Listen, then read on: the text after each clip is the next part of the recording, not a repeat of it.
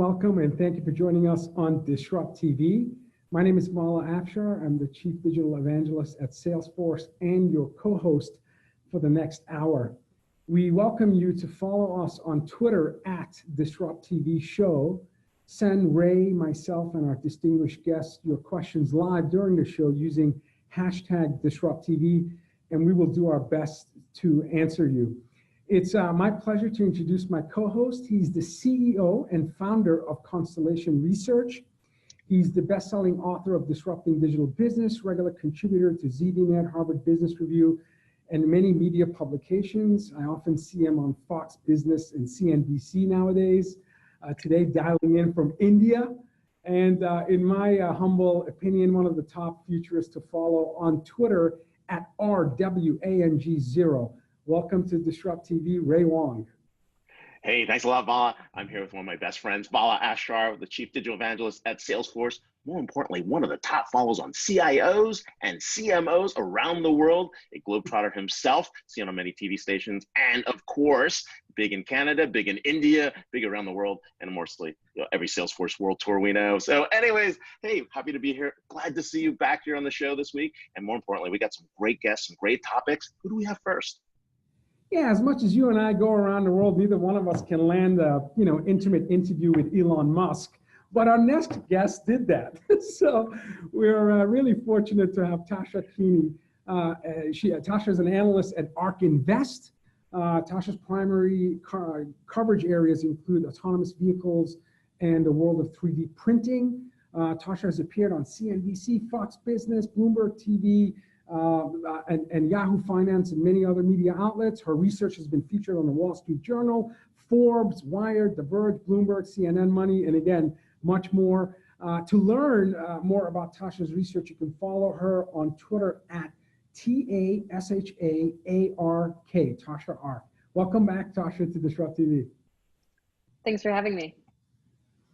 Hey, great to have you here. I know Bob is going to go deep on some of the areas around the interview, but I want to jump in and start about where are we in the landscape of autonomous vehicles? What's up with Waymo? Are they going to take on Uber? Is Amazon going to jump in? When's Apple ready for its offering? I mean, all these questions are floating around and everybody's jumping in to this big industry. It's about to explode. So what's the landscape look like? And let's set the stage. Yeah, so our top line thesis on autonomous cars is that an autonomous taxi could price profitably to the consumer at about 26 cents per mile. So a personal car today is about 70 cents per mile to drive, and that's about, the autonomous taxi would also be about a tenth of the cost of a taxi. So these are going to be really cheap. That's what's going to drive widespread adoption. And it's an opportunity that we think should be valued at $2 trillion in the equity markets today. And we think it's virtually unaccounted for. So that's why we see all these companies attacking the opportunity. So that said, where are we today? Well, we have a few players that have some timelines coming up that should be pretty exciting. So actually, let's start with Waymo. Waymo had said that the end of last year, they were going to launch a fully commercial autonomous taxi service. It ended up being a bit of a disappointing launch. We thought they were going to be totally driverless. They weren't. They still have drivers in the front seat. And the pricing is not what we expected, and that's because of the driver. It's roughly equivalent with Lyft, and it probably operates a lot slower, so not a great value prop.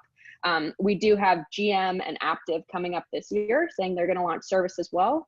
And then Tesla. Tesla is a totally out of left field competitor, taking a very different approach than anyone else. And we think they could be ready in the next couple of years as well. That's awesome. Wow. Okay, speaking of Tesla, by the way, those are amazing stats. You recently scored a podcast in-person interview with Mr. Musk. And it was amazing, full of insights in terms of the autonomous landscape, where Tesla fits in, competitive advantage. And so I'll start, there was, again, incredibly rich podcast. ARK estimates that EV sales could reach 26 million by 2023, up from 1.3 million last year. So, and if battery production sales can scale accordingly. And so what were your conversations with Elon Musk regarding Tesla's growth trajectory from, I believe, around 240,000 cars today to what it may be in the 2023 timeline? Yeah, so Musk has fairly aggressive growth estimates for Tesla. He thinks that he can ramp up growth very quickly. And one of the important distinctions that he made that we think is really important to note is, Tesla often gets dinged by Wall Street for missing these quarterly production targets or monthly numbers. So one of the things that he really wanted to highlight is this is an exponential growth factor. It's really hard to predict that on a short-term basis. So when we look at Tesla, that's why we're looking 5 years out at these companies, because we don't care if they're off by a month or two on production. We just want them to get to that end goal. So, I mean, they're the leader in EVs today. They produce more batteries than anyone else in the world. And we think that advantage is going to be with them for the next few years. Yeah, no, it's a great stat. And what we've been seeing is that, there's been these other exponential lines along what they have. We even talked about their data services business, all the stuff that they're capturing from all the maps, as well as all the other kind of demand planning pieces that are actually happening. So do you think that they're actually in a place where they can actually not only just do the taxi, but also do the basically transcontinental type of interstate trucking, shipping, and autonomous trucks as well? Yeah, so they have the Semi, right? So last night, Tesla had the Model Y unveiling. They put every car in Taiwan on stage. It's pretty exciting. And they had the Semi up there. So the way that we look at the market is we think autonomous taxis will roll out first. And so Tesla says they're going to operate the Tesla network. So it's their autonomous version of Uber. Elon Musk says, and he doubled down on this promise last night. He said it in the podcast that we did as well, that by the end of the year, that a Tesla equipped with autopilot will be feature complete for fully autonomous. So that means it has all the features, but there's still some period where they need to acquire more miles, more data to make it so that the driver can actually relinquish all responsibility. So that'll likely happen in the next year or two following that. And then in the trucking space, which we actually think will happen after passenger cars, the reason is because you need to, while people don't often think this is a much easier problem to solve, it's mostly highway, you still need to drop goods off at the end location. So you still need to learn those urban roads. And because you need so much data in order to train these systems, there just hasn't been as much testing on the trucking side. It started with passenger cars. And once you move the sensors to different locations, even just like 5 inches different, and you can imagine that's, from a passenger car scale to a truck scale, that's much more than 5 inches. Basically, once you just have to recalibrate your whole system. So it's just a new testing, sort of new validation period. And we think that autonomous trucks could be cost competitive with rail, which has roughly the same ton mileage of goods shipped in the US. So that'll really expand the market. Wow, that's pennies. Wow. That's cool. So I know why, Ray, you have almost all of the Tesla cars and SUVs, because Elon told Tasha that by year-end 2020, people will be able to relinquish responsibility to autopilot and fall asleep while being transported. And given your travel schedule, Ray, I think this is a key feature for Ray Wang for sure. Elon also told Tasha that, and of course, ARK has estimated that Tesla's 3 years ahead of its peers, like NVIDIA, in terms of autonomous hardware. And Elon said that, they started building chips 3 years ago, and that will enable a 2,000% improvement over the competitor systems that it will replace. Can you reiterate, Tasha, in terms of ARK's prediction of how far ahead Tesla is, just based on the consumption of all of the data that it has, but also its R&D capabilities and innovation velocity? Yeah, we like to say that Tesla is 3 years ahead on 3 things, which you touched on battery production and battery efficiency, on autonomous hardware and autonomous data. So on batteries, it's both the chemistry that Tesla has, that's in the battery pack management system, that's unique to Tesla, as well as its scale with the Gigafactory. Again, by the end of this year, they'll be the largest global producer of batteries. On autonomous hardware, since they so Tesla started making their own in-house chip for autonomous, and they're going to replace the NVIDIA system that's currently in cars. The only other company that's really doing this is Waymo, with Google's chips. And you know, other automakers likely aren't going to be able to do this. I mean, Tesla itself had to acquire a team from AMD just to get the talent and capability. But so we heard that the specs of that chip that they're making are an improvement over the NVIDIA system that would suggest that it would take NVIDIA at least another few years to release a comparable product. And the reason they're getting that advantage is because they're building it unique to their system.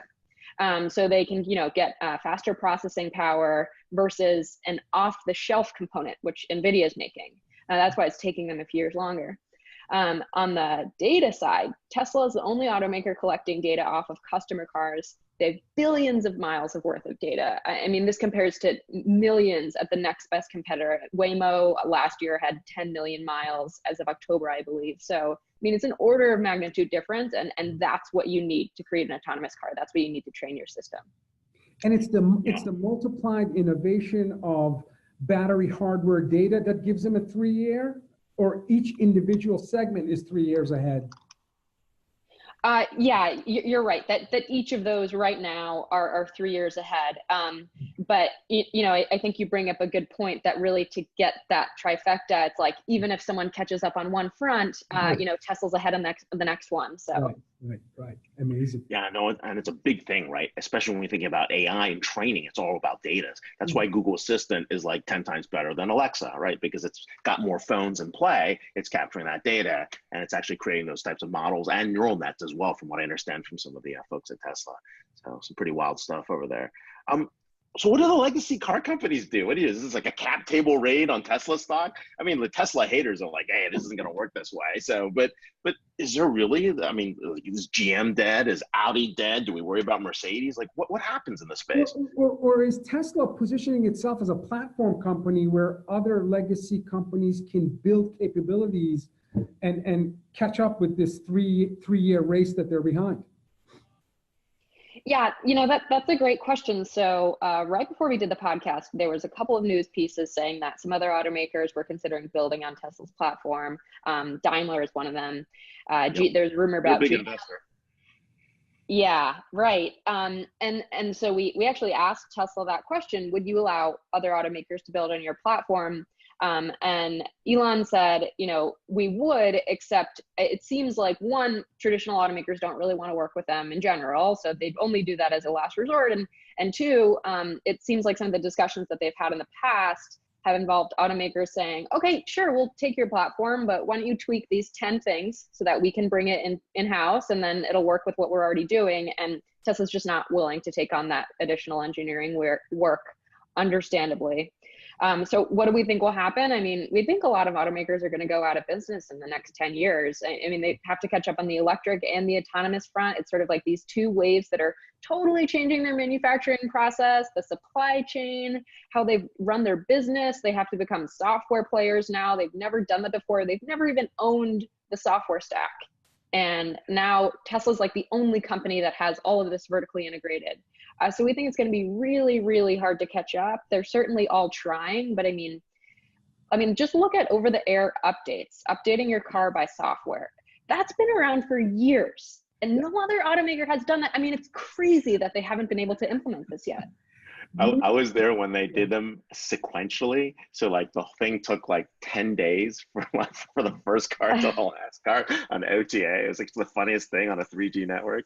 So we were laughing about that. But yeah, no, it's definitely like that. Now, this means tier 1, tier 2 OEMs are also going to suffer as well because they won't be part of that business. But it sounds like one of the things that we've been researching, which is really the fact that a lot of these publicly traded companies don't have the amount of innovation dollars to actually even come through to make this happen. And they've been squeezed out of it. And basically their shareholders are betting against them by pulling all the profits out and betting on people like Tesla. So it's been kind of ugly. But hey, let's switch topics. Let's talk to your other favorite topic, you know, additive manufacturing, 3D printing. You know, what big changes have we seen in the past 12 months in this space? And, you know, who's entering this market? Because it used to be about all consumer, but now we're talking about some really significant changes in the market. Yeah, one of the reasons I love 3D printing is because there's so much exciting things happening, and from the investor perspective, it's pretty much being ignored. So if you look at the past year, so you're absolutely right. 3D printing, there was a huge hype in the consumer area of the market. We thought there was going to be a 3D printer in everyone's house. That never happened, and it never will. Mine's collecting dust. Okay, yeah. But the big opportunity in 3D printing is really more in aerospace and healthcare, these industries where you have really complex parts or customized parts, and they come in low volumes. So we've seen 3D printing break into those areas. So in aerospace, for instance, there are parts flying on planes today that are 3D printed, and they're often the interior parts of airplanes. So Airbus, Boeing, all of the major aerospace companies are working on this with companies like Stratasys, for example, the 3D printing manufacturers. 3D printing offers a lot of weight savings as well, so that's why aerospace companies like it. But we've also seen a little bit of a break into higher volumes. So companies like VW have said that they're going to start using 3D printing for some low volume production. That's a really great sign that it's able to go into the end product, higher volume, bigger parts that you need really high quality. So we're seeing a lot of, exciting things happening, but it's still a very, very early market, we think. Is that also true for the consumer side? Adidas is a customer of ours, and they talk about 3D printing shoes. Again, mass personalization at scale. Do you see the consumer space adopting 3D printing in the near term to, again, improve the ability to deliver personalized offerings at large scale? Yeah, I think you're highlighting on the one great consumer use case, shoes. You're really anything that's custom to the body. So right now there are some 3D printed shoes, and basically it's not customized to the individual yet. Some professional athletes have some customized shoes, but not for the everyday person. But you can 3D print a shoe in a way that's basically just better suited for a human foot. You get different strength and like flexibility characteristics in different areas of the shoe that previously would have been really complex to manufacture, but now you can do that cheaper. And then another great use case is eyewear. So there's a company called Materialize, and it's pretty early days, but they have a program out with a company called Hoya, where you 3D print glasses, so you scan your face, and then you pick the design of glasses that you'd like, and then so you have the design, but it sort of tweaks it, to fit the exact dimensions of your face. So I think that's where we're going to see the real use cases of 3D printing outside the healthcare space, of course, for consumers. Sure. Yeah, and Materialize also has some really cool medical stuff as well that they're doing. And then, of course, carbon is the big one with the shoes and the sneakers and all that kind of fun stuff that's popping out there. But what does this mean for supply chains, right? And what mediums, right, are we seeing this? Because it's not just plastics, acrylics, and this stuff. I mean, we're seeing some other crazy stuff pop into the market. Yeah, so supply chains are going to become a lot shorter. I mean, the great benefit of 3D printing is you can 3D print something on demand there on the spot. Actually, one of my favorite examples is race car companies are now bringing 3D printers to the side of the track and actually printing, so they could print out a part on demand if it breaks right there. So I think that'll really reduce some footprints and sort of just change the way logistics looks in general. Actually, Amazon has some patents for 3D printing inside the truck on the way. So I think that's pretty exciting. And then on the materials front, you're absolutely right. We're seeing we have plastics and metal. Historically, metal's a lot earlier days than plastics. Plastics is a little bit more penetrated because it makes more sense for prototyping, but you're starting to see more composite parts. So for instance, in the aerospace applications, we think there's a $12 billion opportunity for interior parts in aircraft, and then a $12 billion opportunity for composite parts. Wow. So as these materials get approved by the FAA and sort of make their way into certifications, I think that breaks into new applications.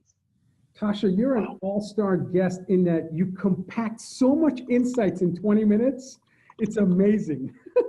So thank you so much for all your stats and forecasts. It's truly, truly fantastic. Yeah, we are live here with Tasha Keeney, rockstar analyst at ARK, podcast interviewer, and of course, you see her everywhere from Cheddar, Yahoo, CNBC, and of course, Fox Business and other outlets. More importantly, covering the cool topics of AV, EV, and of course, 3D printing and where the future is going to be. So, hey, thanks a lot for being on here. You can follow her on Twitter at Tasha ARK. Thanks a lot for being on the show. Thank you so much. Thanks for having me. Thanks. Awesome. Yeah, really. Wow. I mean, if I could tweet during that 20 minutes, I think I would have had about 40 tweets.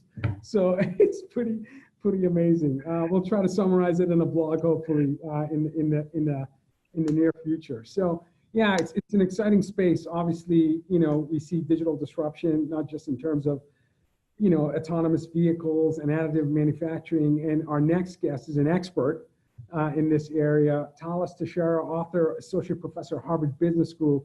Thales has worked and has been published widely in journals such as Journal of Marketing Research, Marketing Science, Forbes, Economist, New York Times, Harvard Business Review. Before Harvard Business School, Thales consulted with Microsoft, HP, Prudential, and he's given strategic consulting to companies you may have heard of like Nike, Unilever, and countless other small brand companies. Small brands only. Yeah. He's the author of a new book, Unlocking the Customer Value Chain, Unlocking the Customer Value Chain, how decoupling drives consumer disruption. So after 6 years of research, Thales discovered the reason industries get disrupted, the strategy startups can master to do so, and the surest defense plan for established companies. So we're going to talk a lot about his new book. He's another great follow on Twitter at THALESHBS. Welcome, Thales, to DisrupTV. Val and Ray, thank you for having me. It's a pleasure to be here. Hey, thanks a lot, Thales. This is great, right? I mean, last year for me, the book that just got me going was all about unskilling, right? And then your book pops up about decoupling, and it's actually causing me to rethink what's happening with business models and how you look at these business models from both an attacker's perspective and a defender's perspective. But let's start with the concept of what is decoupling, because to me, I thought this was something significant that every single business strategist should be thinking about. Sure. So basically the idea is the following. If you look, let's take an example, the beauty industry. So what is the traditional customer value chain, or the activities that consumers have to go through in order to purchase beauty products? Basically, they have to evaluate options. They have to look at all the brands and look at the ingredients, and then they choose one or two of these options, and then they need to really test it out, trial it out, because what's good in one person's skin is not good in the others. What's good in my hair is not good in yours. So you need to test it out, and once you test it out, you see if you like it or not, you buy your first item, and after you buy it, if you like it, you replenish that again and again, you keep repurchasing it. So that's the customer value chain. And traditionally, you would probably go to Sephora to do that, right? 20 years ago, 10 years ago, Sephora was packed. If you go to the stores, packed with people, and the salespeople would put the products in your hair, in your skin, your makeup, and then you would choose right there, and then you would keep coming back to Sephora every time you go to the same shelf and get that product. That is how the established player in the market would do that. What I've observed in the past few years is startups coming and chipping away at these activities. Each one taking one activity and decidedly doing it better for the consumer. So in evaluating beauty products, are they good? Are they bad? Do they have bad chemicals, bad ingredients? Are they good for me? Is there any scientific indication that some of these products for these beauty companies might not be good? There's a startup called the Good Face Project, which essentially is the TripAdvisor of beauty products. Why do we use TripAdvisor? Because we don't trust the hotels. They all put these beautiful images and pictures, and you arrive there, it's from 10, 15 years ago, the hotel is decrepit. So, TripAdvisor has become the big in the hospitality industry. The same thing with, growing the Good Face Project in this part of the process. But once you decided that some products don't have good quality, they have bad ingredients, you say, okay, I need to test it out. And then you would probably go for another startup, Birchbox or Ipsy, in which they have this beauty product samples that they'll deliver to your house. You pay $10 and you receive the samples in your box. You don't have to go to Sephora. And then after you decide, okay, I tested in my home, I like this beauty product. If you want to buy it cheaper, you probably go to Amazon. Right? And then after you bought your items, if you want to replenish it, Kiehl's has this beauty as a service that allows you to pay not for each item. It allows you to pay for a service. You pay one flat fee and you tell them how much or how infrequently you use, and they'll keep shipping it to your house. So what has happened is the customer value chain has been decoupled. Each startup takes a little piece of this value chain away from Sephora, which would offer you all these activities. Each startup takes away one and says, we're going to do the sampling better. We're going to do the trial better. We're going to do the post-purchase replenishing better. That is decoupling. That's cool. That's cool. First of all, we've had about 350 unique guests on our show. And I think it's the first time Ray Wang started the segment with a guest saying, you disrupted the way I was thinking. So congratulations, Thales, for completely disrupting Ray's mindset. I think that's a first on the show. So in your book, you talk about, in the last 25 years, you talk about 3 waves of disruption. You said you estimate around 1994, there was the first wave, which was unbundling, and you referenced Craigslist as an example of an unbundling phenomena. You said from 2000 to maybe the next 10 years, the second wave, which was disintermediation disruption, and you talked about travel agencies and media as an example, and now it's this third wave, which you call decoupling, where consumers want to separate activities. And one of the key takeaways in your book that I found was, it wasn't the startups that are disrupting this phenomena. It's actually consumer drives the decoupling phenomena. So the consumer drives the disruption trends based on what they need and how they need it. And so I think that was an important takeaway. So what advice do you have for companies in terms of how they can use decoupling to disrupt without technology innovation? So I went to many different industries and I tried to understand the process of disruption, which disruption in a nutshell means a significant amount of market share is transferred from established companies to startups in a short period of time. So think Dollar Shave Club, which stole 40 to 45% of the market share for online razor blades from the incumbent Gillette. This happened in less than 6-7 years, very short time span. And so when I looked at disruption, this process of transferring, originally you would think that technology drives that, but Dollar Shave Club did not have any innovative technology. Or you would say, well, it's Dollar Shave Club, it's the startup. And then I looked at many other startups and I realized that the startups what changes from the startups that succeed and grow from the ones that fail is the fact that they were able to understand the consumer's changing needs, right? Consumers wanted to change their behaviors, and particularly they want to reduce their costs, both the monetary, how much they pay, the time to get the service, and the effort to do so. And it turns out that startups were just faster at delivering these 3 things on a platter to consumers as opposed to established players, right? And one key example that comes to my mind was PillPack. This startup with these kids out of Somerville, Massachusetts, they realized that 20 million Americans have to take 3 or more pills per day. And the problem is that they have to get separate prescriptions for that, buy it in the CVS store, and the CVS sells 20 packs of one, 80 packs of the other, 15 packs of the other. So you always have too much or not enough of the other one. And then you have to have some in the morning, others after dinner, others with meal, other with not.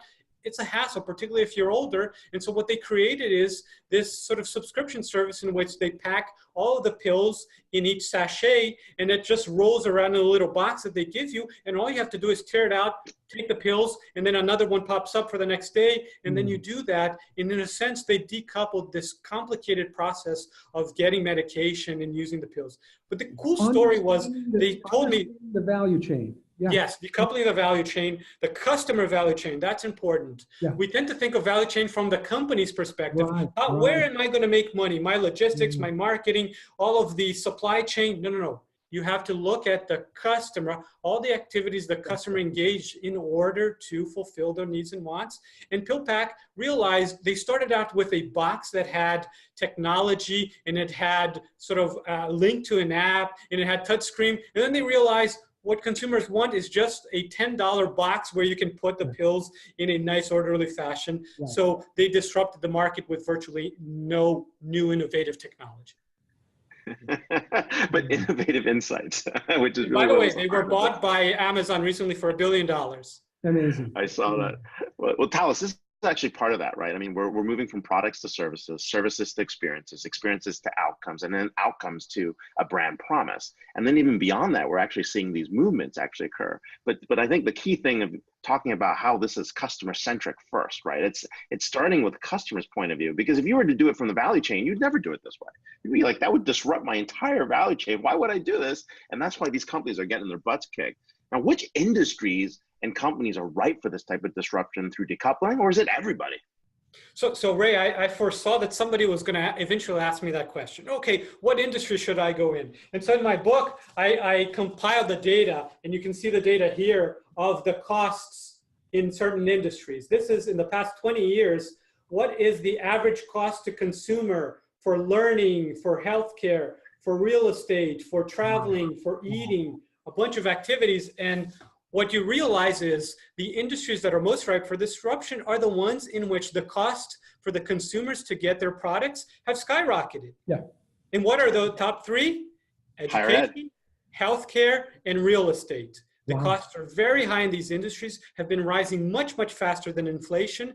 And so the opportunities to reduce the cost, and by the way, cost is not just money, it's money, time, and effort. That's how consumers pay for products and services. So I would say that those are the three industries, particularly in real estate, right? When you buy and sell a house, you have to pay 6% of commission. Right? There's companies such as Compass and Redfin are trying to reduce the transaction cost for people to buy and sell homes.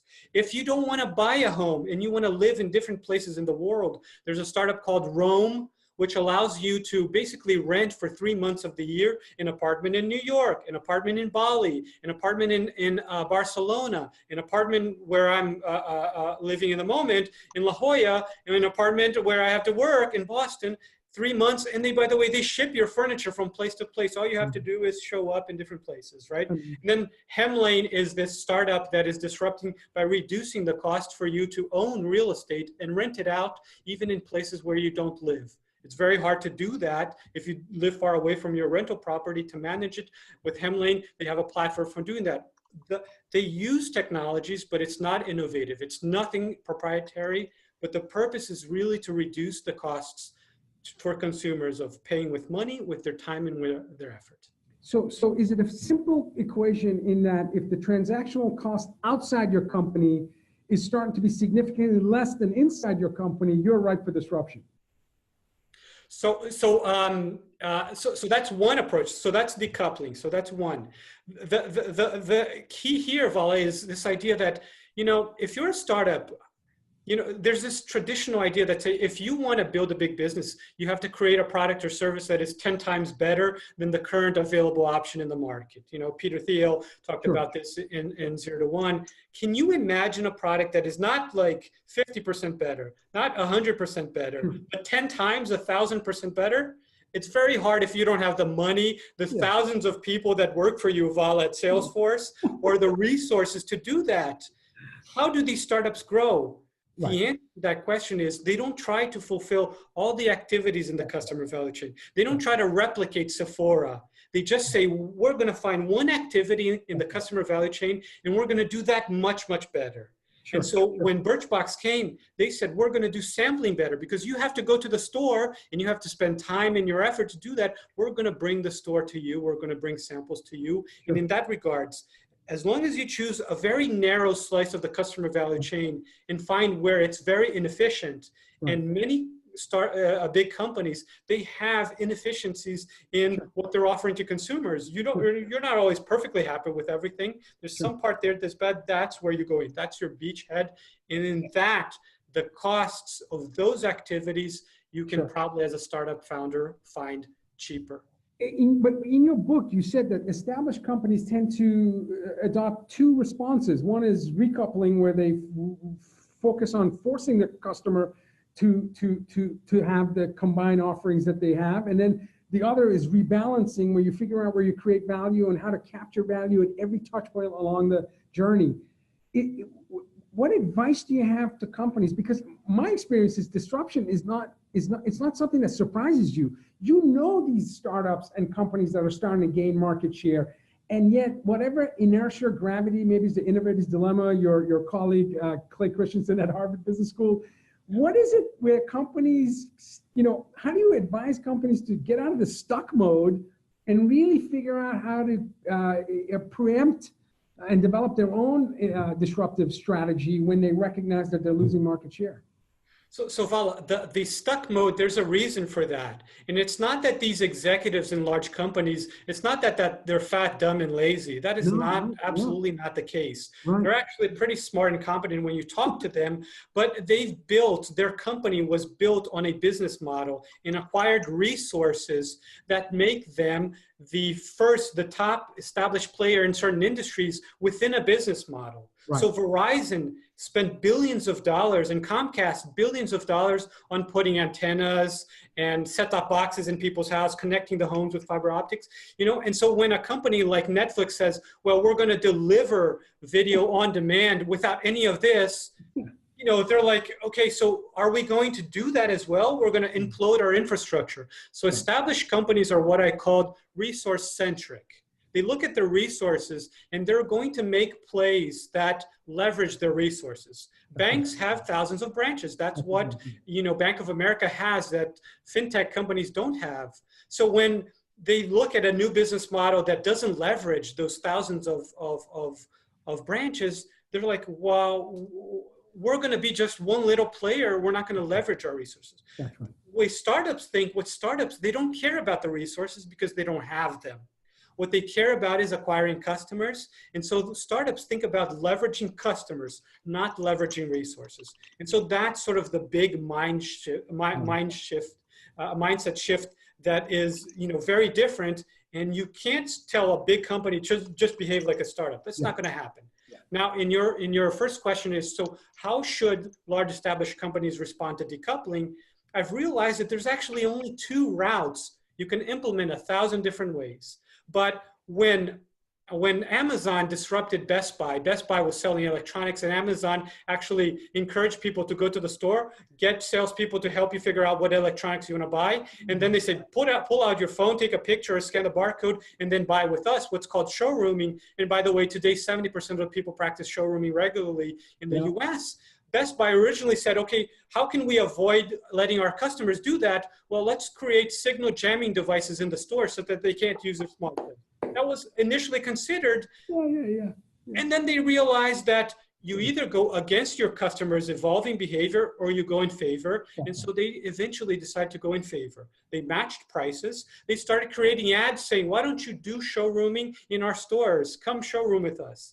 Obviously, you can't make money if you're going to match prices of Amazon. Amazon doesn't have salespeople, and at the time didn't have physical stores, all these costs. So what Best Buy realized is that they could make money by realizing who was their other customer that they were creating value for. And these were manufacturers, the Samsungs, the Sonys, and all of these suppliers. They were getting a benefit, whether you as a shopper go to the store and buy a Samsung TV on Amazon or on Best Buy. They were essentially marketing the TV, so they started charging Samsung and all of the electronics manufacturers in the world to display the products. And this is what I call rebalancing. Rebalancing means figuring out wherever you create value along the customer value chain, you have to capture some of that value. Yeah, absolutely. Yeah, no, we're seeing this happen in every single industry. We saw it happen with pharma, going from large pharmas to biotechs to genomics companies, right? We're getting down to features. What's crazy is the fact that as we get down the line to each of these features, the valuations are still the same, right? We're paying to get to that piece. So are we seeing traditional companies like a Comcast, Amazon, Costco, are they going to be able to make it? Will they figure out the model fast enough? Or will they just end up buying everybody in that space because they can't compete? So, well, I don't have an answer to that question, Ray. It's too big of a question in all these different markets, all these different companies. What is going to happen to all of them? Let's say Comcast. Let's say Comcast. Let's say Okay. Comcast, right? Content, network, technology, classic model. They've got the network. They've got the content production that's going on. They're building the tech that's in the place. Maybe whenever they see another cool tech happens, they just buy them out of the market, right? Or do they evolve themselves and just keep slicing themselves into more and more personalized content channels? I think a move to 5G, edge computing, they're going to have to, in my humble opinion, think about new business model innovation. I don't know, it's hard to compete with some of the players in that space, but that's my 2 cents. Yeah, no, so I think I agree with that in that regards, because the market is coming out with, the market is decoupling Comcast in many different aspects. And so Comcast is looking and saying, now we have in the past, so that's the key thing that I realized, that the game has changed. In the past, Comcast would spend most of their executives' time looking at what AT&T is doing, what Sprint is doing, what Verizon is doing. That's it. And each one looked at the other, what they're doing, and one does one thing, they emulate each other. So that's why they're very, very similar. And when you look at Net Promoter Scores, it's low for everybody. Comcast has one of the worst customer satisfaction scores in all companies. It has worse customer satisfaction scores than the IRS, which takes money from our salaries without us wanting to. That's bad. Why? Because they're only looking at competitors. They're not looking at really, how can I create value for consumers? How can I reduce the cost that consumers have? They're looking at each other. And so they get blindsided, and all of these startups are looking at consumers and creating these specific niche opportunities and service for consumers, which reduce the costs. And so now Comcast is having to realize that before, they looked at 4 competitors. Now there's 1,000 of competitors out there. My students are left and right coming up with startups, right? And so they really have to figure out how to deal with that. And the answer is not looking at now 1,000 competitors. It's looking at the consumer and the consumer's evolving needs and wants, and looking at the slices of the customer value chain that you can improve. And by the way, how can you do that? There's a million different ways, but I categorized across industries. There's only 3 ways to create more value for consumers. One is you look at a value creating activity that consumers value, and you give more of that. The other one is you reduce value charging activities. Essentially, you have them pay less for the same quality of service, or you eliminate value eroding activities. Like me going to a store to rent a DVD is a value eroding activity. Eliminating these like Netflix did. That's amazing. Wow, we're here with you crushed it, and your book, Unlocking a Customer Value Chain, is a must read. So thank you for being on the show. Definitely, we're here with Thales.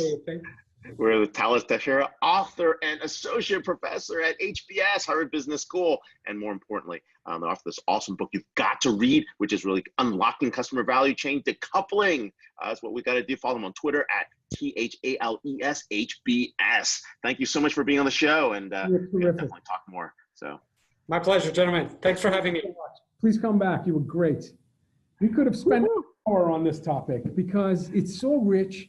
It's so multidimensional. And frankly, you and I, Ray, know companies are struggling to respond to disruption that in many cases has been in front of them for years, not just days or weeks or months, but years. And so this is our cleanup hitter spot where we bring— Speaking about disruption, the ultimate disruptive thinker and pioneer to follow our 2 extraordinary guests that we had. So we have Dr. Janice Presser, founder and chief technology officer of tmobility.com. Dr. Janice, which is how we affectionately refer to Dr. Presser, Dr. Janice has owned her own blog. You can learn more about her on drjanicepresser.com, has been telling stories and, more importantly, helping people tell their stories for the last 30 years. So she started when she was 5. In 2001, Dr. Janice began development of Teamability, this first technology to describe and predict how people work together. So it's currently being used in organizations from global Fortune 1000 to startups to design teams, select and develop employees, and improve the culture. This is the key word, the culture. Because we keep talking about technology, people, process, but ultimately the #1 success factor is culture of operation and business environments. So you can follow Dr. Janice on Twitter to learn about her wisdom at DRJNICE. Welcome back, Dr. Janice, to Disrupt TV. Hey, so we're just disrupting everybody. What two great speakers. I love Disrupt TV. I always come away with something that I am doing, but it's the explanation for it. So now I know why I ordered that makeup and not the other one. Well, hey, look, happy to have you, Dr. Janice. Shout out. Get it at Sephora. Well, we got a lot of topics we want to cover here, and I think there's some cool stuff here. Let's start simple. Let's talk about the podcast revolution and your role in it, because I see you everywhere talking podcasts, talking, going to these conferences around podcasts. Like, what's happening with podcasts? And we're on a podcast, by the way. But anyway, well, this is a typical adventure I've had in my life. It's like I've walked through the door that has no sign on it. And I found myself in the middle of this podcast thing. So the history, I actually have a podcast history, sort of. I was on one of the first internet radio shows. This is a zillion years ago. I think it might have been 2002 or 3, but I'm not sure. And the person who had me on said, when he was trying to get me to go on, he said, listen, I said, you have an audience for this? Who listens to the radio on the internet? He said, yes. He said, I have 3 people, and one of them is my mother, and she will call in and ask you a question. I mean, what was I going to say? No, I'm not going to say no to somebody's mother. So, being a mother and everything I know, I learned from my kids. So I got into this whole world, and I've resisted doing my own podcast. And Ray and Val, you've been part of that because you just invite me on. So I get to have the fun, and I don't have to go find my own Oprah to actually make this happen. She's pretty amazing, right? So I actually did walk through one of those doors, and I became a speaker at Podcast Movement, which is this huge convention. Now, I was there at the invitation of Westwood One, which is a big terrestrial radio station. I suspect I got invited because they needed a woman to speak on this, very all-male panel. If you're in technology, it's not a challenge at all. And so I got to go to the convention, and I was interested in one thing: are any of you people making money? And I had discrete ways to ask that. I can be semi-filtered. Most of the time I'm completely unfiltered, which is why I love to hang out with you guys. And so I asked, and I found that really not only is nobody making money at this, but nobody knows what is the business model that's going to work. So I'm sure that some of you read about the giant sale to Spotify of a couple of large podcast technology platforms, Gimlet and Anchor, big ones. They spend a ridiculous amount of money, and I don't know if you've even ever heard of either of them. But here's the non-disruption about podcasting. They call it podcasting. Like the iPod that you had before your iPhone replaced it. Yeah, right. It replaced. Ray does a great rap on everything that your phone has replaced. Right? It's replaced everything but your Swiss Army knife, and I'm sure they're going to figure out how to do that. Right? So I don't know, if you want to disrupt the industry, you better come up with a more innovative name first, or else manufacture retro iPods that might make. Well, it's crazy, right? I mean, the names are like Relay FM, something else FM. I mean, it's like all retro. So you get a great point there on the podcast piece. So, so here's what I think is going on, because I am after I did this, I was on this panel with some very interesting people. Actually, the guy that Howard Stern reported to or did his show. Opie of Opie and Anthony, formerly of a couple of places until they got a little too bad boy, I understand. And so I was more convinced than ever that actually podcasting myself probably was a bad idea, because of what makes a really good podcast and what's going to actually make a difference. And this is what I think it is. I think really the future is going to have to be interactive. Interactive, like teaming, you know, we want to do things together. And the only thing that podcasting does now that brings you together is you recommend a podcast to a friend. And then maybe you might discuss it. But there is no way to actually be part of a podcast asynchronously. That is, unless you're here now and you tweet, if you tweet a question or you put a question up on the box, then we don't know that you're asking that question. And after this is done, it's done. So I think that that's going to be something future, because everything interactive it's all about the experience. Here's another thing, right? So I have a niche in this, a niche interest, because one of my, shall I call it spare time hobbies, or my fun things to do, is I've become a videographer. So I'm actually videographing somebody else's fabulous YouTube series because it's a way to make interaction part of it. It's very interactive with customers. And it's about rock and roll. You know, when you asked me what I wanted to speak about, I said, you know, Internet of Things, the future of work, and, you know, sex, drugs, and rock and roll.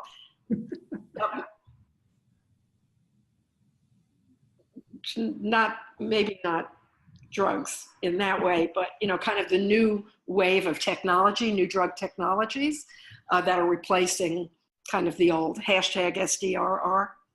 You guys use that one, don't you? Okay. No. Okay. We'll come clean. No. It's okay. We're just high on knowledge. You don't have to do it. But there's something exciting going on in the rock space. So, you know, it's you know that the Rolling Stones are older than me. And older. Yeah. And they're still touring. Yes, I am going to see them. So excited. There is a longing, a consumer nostalgia, you know, and it's not only the boomers, because if we raised our kids right, we raised them loving the Beatles, the Stones, etc., and, you know, Eric Johnson, if you're in my camp. And that's driving legacy marketing, because all these old guys, and they're almost all guys, let's just say the Rolling Stones, Beatles, all guys, they are trying to market their legacy, and they're tapping into consumer nostalgia. And it's one is feeding the other, and feeding the other. And I suspect that those kind of powerful interactions between the producer and the consumer are going to be what drives the next level of, let's not even call it podcasting, because you know what a podcast is? A podcast is when you can't look and you can only listen. That's what you do, right? Most podcasts are consumed in the 20-minute interval between work and home, or vice versa. So when you can have the opportunity to actually see what's going on, and we're a little low tech here because you're just seeing faces, but when you're talking about a subject that benefits from seeing things, it's much more engaging, right? So I think that's the future is going to be the video to audio, kind of like you're doing. I mean, no one would ever accuse Vala and Ray about being, you know, 10 miles behind the curve. They're always out there pushing the bleeding edge. So that's where it's going. And there's a lot in terms of accelerants when we talk about podcast. One, you're not going to see smart speakers without screens. So you have now this notion of ambient computing at home and at work, conversational environment coupled with screens. So you can have podcasts coupled with visuals in terms of how you entertain yourself. We just had a guest who interviewed Elon Musk, and he said we're feature complete for full autonomy, level 4, level 5. Now, through regulation and testing, it'll be maybe 2-3 years. But now you're going to be in your car, in your taxi, in your Uber, and you'll have the ability to listen to and watch because you are in an autonomous vehicle. So you have the ability to safely consume content. Now, Wall Street Journal published very recently that Spotify and Pandora are using artificial intelligence to discover the podcast matching your persona. And that matching is so well that in 2018, we passed $400 million in digital advertising on podcasts. That was almost a 90% growth in digital ads from 2017. So as machine learning offer you podcasts based on the company you work, the sector you serve, what you share on social media, you're going to find yourself more and more as consumers of podcasts. Today, there's almost 18 million unique users on NPR's podcast. There's 18 million unique monthly users. New York Times has got about 10 million unique monthly users. Ray and I have been approached numerous times to have advertising on Disrupt, and we chose to have our autonomy and not have advertisers dictate who we bring on the show and the content we cover. But after 350 unique guests, 3 years, and having guests like yourself, high caliber guests, I'm certain we could have logos pepper sprayed on DisrupTV if you wanted to. And at some point, maybe the pressure is too much to resist. But my point is digital ad on podcast space has a growth curve that looks like this. And machine learning will make it such that people are going to gravitate more and more to consuming content on transit, because this mobile-only world that we live, whether you're on a bus or a train or a hotel or whatever, every minute that you can consume content to be smarter, faster, more informed, that's how you're going to compete in the post-digital era. So I'm super bullish on podcasts because of smart screen, smart speakers at home, because of AI-powered suggestions, and the fact that we kind of live in a completely mobile world now. So you really don't have the notion of going in a classroom or sitting behind a desk in order to consume. So sorry, those are my 2 cents on podcasts. That was a good $2, maybe €2. But so here's what I'm struggling with. I'm struggling with the supply side of this. And so what motivates someone to start a podcast in an environment where the odds of somebody listening to it may be extremely small because there are so many? And is this in fact going the way of books? So, if you do the next Harry Potter book, you will sell a huge number. The old numbers, when I wrote my first book, they said, well, if you sell 4,000, or maybe it was 3,800, we break even and we consider it a win. That book sold 100,000, and then they lost the plates to it. But that's my answer to that is publisher near whether you're a business or an individual like us three. If you consider yourself an educator, over time you consider what you do in terms of sharing content as an obligation. Yes. So Ray and I started this as like a fun Friday thing to do, but today Ray and I view DisrupTV as an obligation for us, because if people are going to call us influencers, trailblazers, thought leaders, whatever label you want to throw at us, both of us think we're just helping, but it becomes an obligation. So companies that recognize the digital divide that exists with the haves and the have-nots, if a company wants to succeed in the fourth industrial revolution, it's your obligation to create content and deliver that in the preference of your stakeholders, employees, customers, partners, communities. So if you're a company and you're not purposefully creating and distributing content on how to improve the society and business outcomes and overall experience of your stakeholders, I don't think you're going to be able to survive and grow in this world. So I view this as more of an obligation, not something that's nice to have. Ray, your points of view. Yeah, I was going to jump in and say the big shift that's happened is, individuals and personalities. We've gone from being brands, delivering on a brand promise, but the next level up is really about movements, right? And from moving from a brand promise to a movement is really where podcasts are one piece of it, right? It's a medium that actually gets you to the next level. And the question is, what's your movement about, right? For some, it might be tech for good. For other people, it might be, global climate change. For other people, it might be, preserving a certain set of cultures and values, right? But the point being is these are all mediums to actually deliver on movements. And I see that actually working hand in hand. I'm not sure where podcasts are going to go in terms of the listeners, but I do know that, we're all building movements, and that's where brands eventually are going to head. One of the big things that we know about teams is that you need the people who come up with the big ideas and then push them into strategic reality.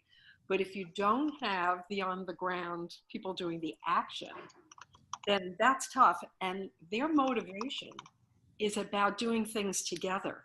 And that's why what's fascinated me is that at the same time I've seen the podcast move into kind of this nostalgia area, there's also an enormous drive on people coming from people to come together and co-experience something.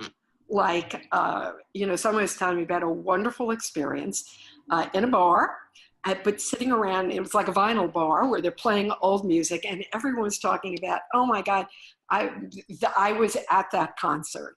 And somebody else saying, so was I. Yeah. And it's a, common experience drives community building, and it drives an all positive culture. And I just don't feel right skipping over the fact that we're living in a horribly culture divide, politically speaking, not only in the US, but it seems to be just in waves all over. And what does, so, my final thought is that what doesn't bring us together will probably drive us apart. And so, sex, drugs, and rock and roll.